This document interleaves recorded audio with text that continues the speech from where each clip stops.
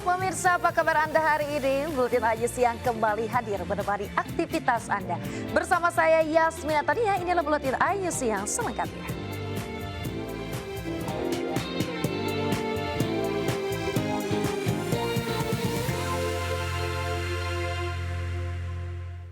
Ya pemirsa, kita awal informasi hari ini. Nekat membawa kabur uang miliaran rupiah milik anggota arisan, seorang wanita asal Rejang Lebong Bengkulu ditangkap polisi. Wanita tersebut menghabiskan uang arisan dari 200-an lebih korban untuk kebutuhan hidupnya sehari-hari.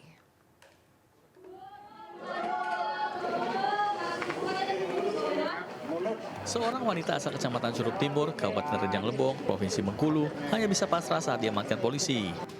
Ia diamankan lantaran nekat membawa kabur uang milik para peserta arisan dengan total lebih dari 1,7 miliar rupiah. Dari tangan pelaku, polisi menyita satu buah ponsel dan satu unit mobil jenis SUV yang dibeli dari uang korban arisan bodong miliknya. Menurut polisi, jumlah korban arisan bodong mencapai 244 peserta yang berasal dari berbagai daerah Kabupaten Rejang Lebong serta luar pulau. Menurut pengakuan pelaku, uang arisan ludes tak tersisa lantaran telah digunakan untuk biaya perawatan, belanja, serta bertamasya ke luar negeri.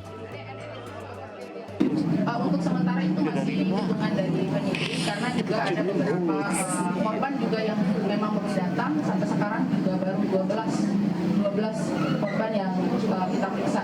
Jadi masih akan ada lagi pemeriksaan lanjutan untuk terkait kerugian maupun keuntungan yang didapat oleh tersangka. Polisi mengimbau warga untuk berhati-hati dan waspada pengumpulan uang dengan sistem arisan karena kerap terjadi penipuan. Sementara atas perbuatannya, pelaku akan dijerat pasal tentang penipuan dengan ancaman hukuman 4 tahun penjara. Dari Rejang Lebong Bengkulu, Widodo Waluyo, iNews melaporkan.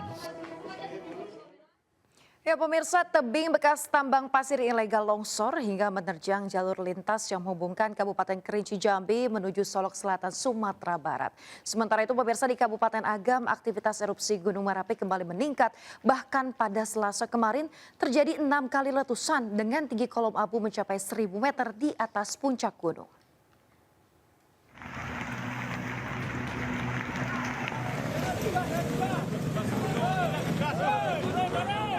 Jalan penghubung Kabupaten Kerinci Jambi menuju Solok Selatan, Sumatera Barat, tepatnya di Desa Lubuk Nagodang, Siulak ini, lumpuh total.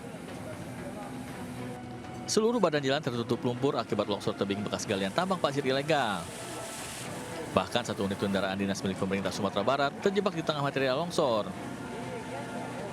2 unit alat berat diturunkan Dinas PUPR Kabupaten Kerinci untuk mengevakuasi mobil dan membersihkan material longsor dari badan jalan. Akibat bencana ini, akses jalan sempat tidak bisa dilintasi kendaraan hingga menimbulkan kemacetan sepanjang 3 km.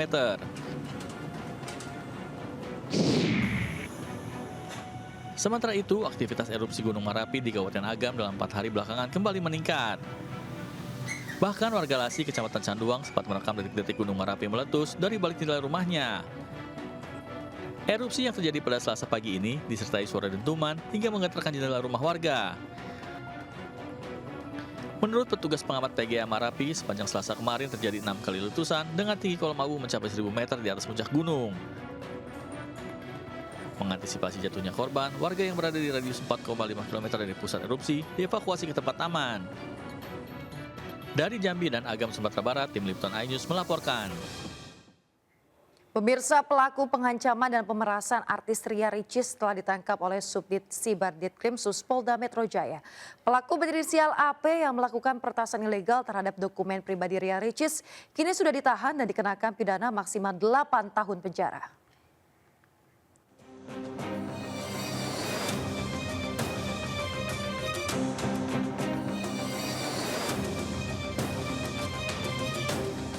Penyidik Direktorat Reserse Kriminal Khusus Polda Metro Jaya menangkap AP terduga pengancam dan pemeras YouTuber Ria Ricis. AP ditangkap di kediamannya di kawasan Cipayung, Jakarta Timur. Selain mengamankan terduga pelaku, polisi juga menyita telepon genggam yang digunakan untuk melakukan aksi kejahatan. Usai ditangkap, AP dan sejumlah barang bukti langsung dibawa ke Mapolda Metro Jaya untuk pemeriksaan.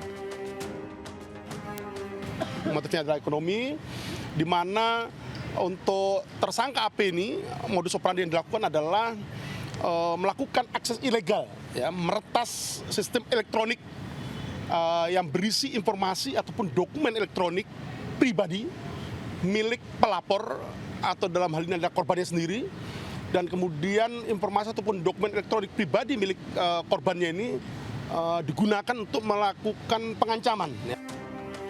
Atas perbuatannya tersebut, tersangka AP dikenakan tindak pidana pengancaman melalui media elektronik dan atau mengakses sistem elektronik milik orang lain tanpa izin dengan hukuman pidana maksimal 8 tahun penjara dan denda maksimal 2 miliar rupiah.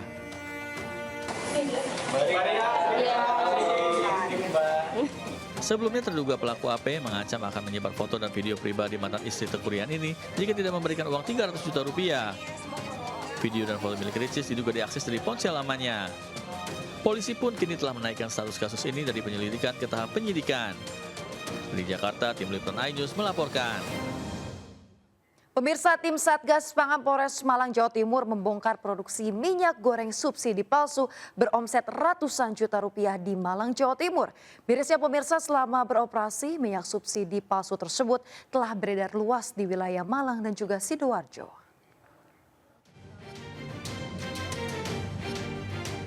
Sekilas minyak ini mirip dengan minyak goreng subsidi dari pemerintah.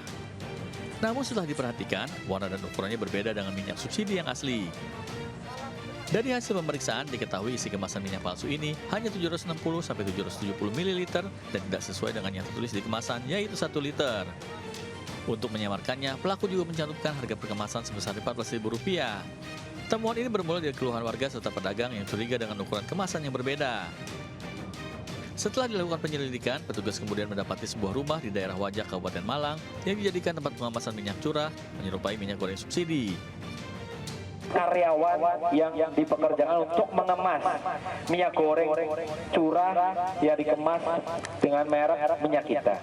Kemudian untuk tersangka M sendiri, ini berperan untuk menyediakan ini rekan-rekan stiker label yang bertuliskan minyak kita. Sejak beroperasi selama 6 bulan terakhir, minyak palsu ini telah tersebar luas di wilayah Malang hingga Sidoarjo, Jawa Timur dengan omset hingga 400 juta rupiah per bulan. Berdasarkan bukti yang ada, kedua pelaku dijerat dengan pasal berlapis tentang perlindungan konsumen dengan ancaman hukuman maksimal 5 tahun penjara. Dari Malang, Jawa Timur, Saif Hajarani, iNews melaporkan. Kita ke informasi kuliner pemirsa. Jika biasanya pindang itu kita temukan pada olahan masakan ikan, rekan Ayu Pratiwi kali ini akan mencicipi gurih lezatnya pindang iga. Wow, kira-kira seperti apa kelezatannya? Kita simak berikut ini.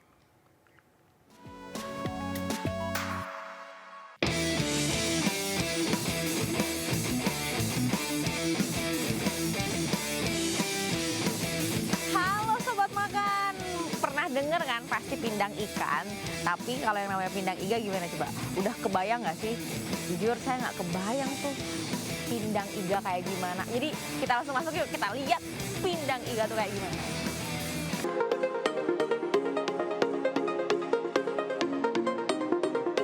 Halo, permisi. Mas, ini kan tulisannya pindang iga. Emang ada ya pindang iga? Sebenarnya kalau kita kan dari asalnya dari Palembang. Oke. Tapi kalau di Palembang sebenarnya itu pindang namanya pindang tulang. Pindang tulang? Tulang, tapi sebenarnya itu iga. Iganya itu kita pakai iga import Australia. Boleh deh, yaudah aku mau pesen yang pricey.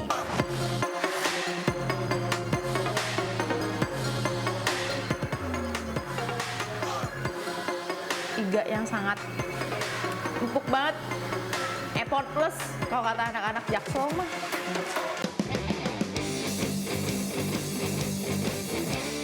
Sekarang kita coba iga baladonya. Yang balado pedesnya pas banget, nendang banget pedesnya.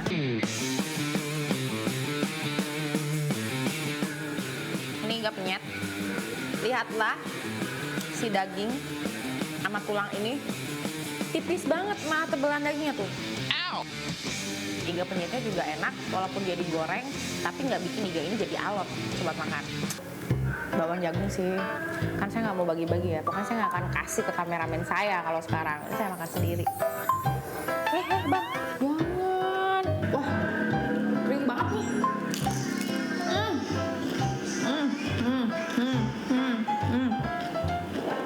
Dengeran kan? Udah cobain banget. Buat Anda yang suka sama iga-igaan ya khususnya, harus nyobain iga di sini karena best quality dari Tangerang. Ini Tangerang ya, Bang? Oh, dari Serpong dari Gading Serpong, Tangerang Selatan. Saya Pratiwi dengan juru kamera Auliansyah Ramadan melaporkan. Pemirsa, seorang pengamen dikeroyok warga lantaran diduga memukul seorang ibu penjaga toko di Pesanggerahan, Jakarta Selatan. Sementara itu, petugas Bea dan Cukai Batam menggagalkan penyelundupan motor gede dalam bentuk spare part ke wilayah Indonesia di Pelabuhan Kontainer Batu Ampar.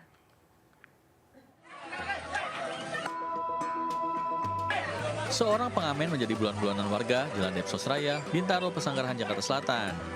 Sang pengamen dikeroyok lantaran diduga memukul seorang ibu penjaga toko perabotan karena tak terima diberi uang receh. Polisi yang mendapat laporan langsung mengamankan pelaku ke Mapolsek Pesanggerahan untuk proses penyelidikan terkait kasus pemukulan.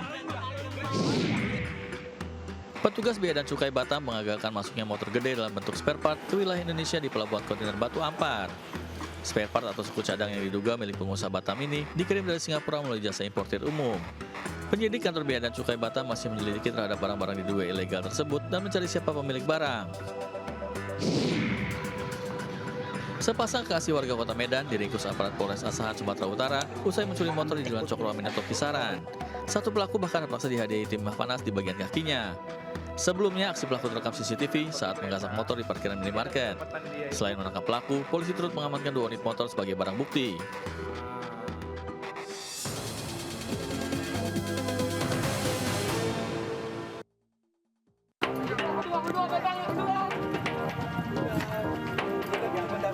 Aksi kejar-kejaran ini terjadi saat petugas Sudin Perhubungan Jakarta Pusat menggelar razia parkir liar di kawasan Tanah Abang, Jakarta Pusat.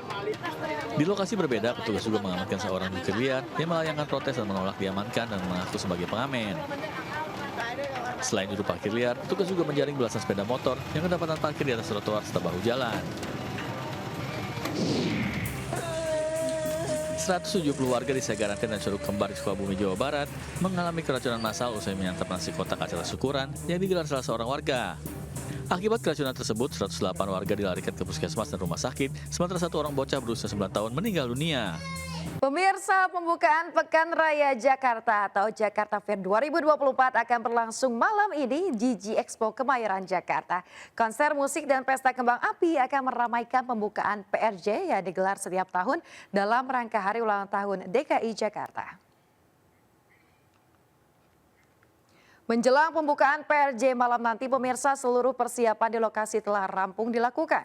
Pasukan pengamanan Presiden terlihat tengah melakukan sterilisasi lantaran Presiden Joko Widodo dijadwalkan akan membuka langsung pameran terbesar se-Asia Tenggara tersebut. Seperti pada tahun-tahun sebelumnya, pembukaan PRJ akan digelar dengan konser musik dan juga pesta kembang api mulai pukul 7 malam. PRJ adalah kegiatan rutin tahunan dalam rangka HUT DKI Jakarta dan juga menjadi ajang jualan produk-produk industri serta UMKM. PRJ juga menyediakan hiburan berupa konser musik setiap harinya. Sementara harga tiket masuk dijual mulai Rp40.000 per orangnya.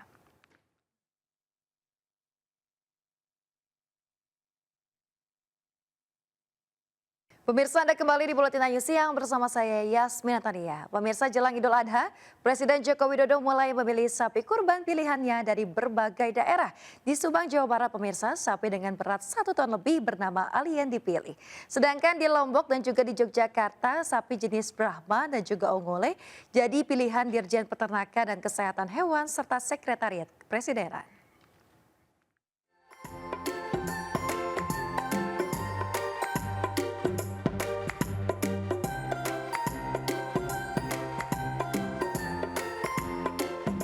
Peternak sapi di Desa Kasomalang Kulon, Kabupaten Subang, Jawa Barat, tidak menyangka sapinya dipilih untuk jadi hewan kurban Presiden Joko Widodo untuk tahun ini. Sapi bernama Alien ini memiliki bobot 1 ton 80 kg. Alien adalah sapi jantan jenis mental berusia 4,5 tahun. Sebelum dipilih, kondisi sapi telah diperiksa oleh Dinas Kesehatan Hewan Jawa Barat dan di Sekretariat Kepresidenan. Tak hanya di Subang, hewan kurban yang dibeli Presiden juga terdapat di Lombok, Nusa Tenggara Barat. Sapi dengan bobot 1,57 ton asal peternakan warga Kelurahan Gerung, Lombok Barat, menjadi salah satu sapi yang akan menjadi sapi kurban Presiden pada Idul Adha tahun ini. Selain dari segi tampilan, sapi pilihan juga melalui rangkaian pengujian antemortem dan postmortem dan dipastikan terbebas dari penyakit. Dari Jawa Tengah, sapi dari Dusun Wonolelo, Pleret, Bantul bernama Satrio Bimo lolos uji dan dipilih jadi sapi pilihan. Sapi jenis peternakan ongole berusia 3 tahun dengan berat hampir mencapai 1 ton, terpilih menjadi sapi kurban presiden menyisihkan 9 kandidat sapi lainnya. Saya pelihara sapi ini sekitar 2 tahun lebih sedikit. Jadi total umur sapi ini kurang lebih sekitar 3 tahun, Pak. Ya, bangga Pak kami dengan bisa melayani beliau, dengan sapi ini bisa masuk terpilih sebagai sapi kurban Bapak Heri Sato. Dari Subang, Lombok, dan Bantul, tim liputan iNews melaporkan.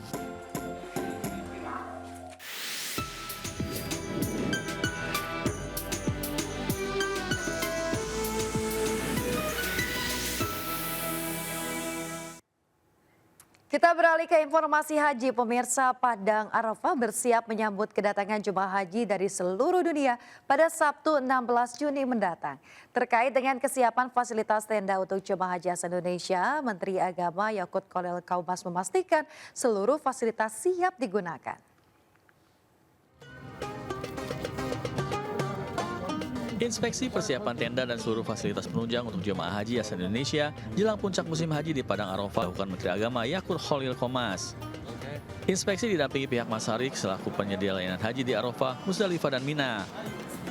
Fasilitas diperiksa mulai dari keran air, dapur, toilet, tempat berwudu, hingga kelistrikan dan kasur untuk jemaah beristirahat.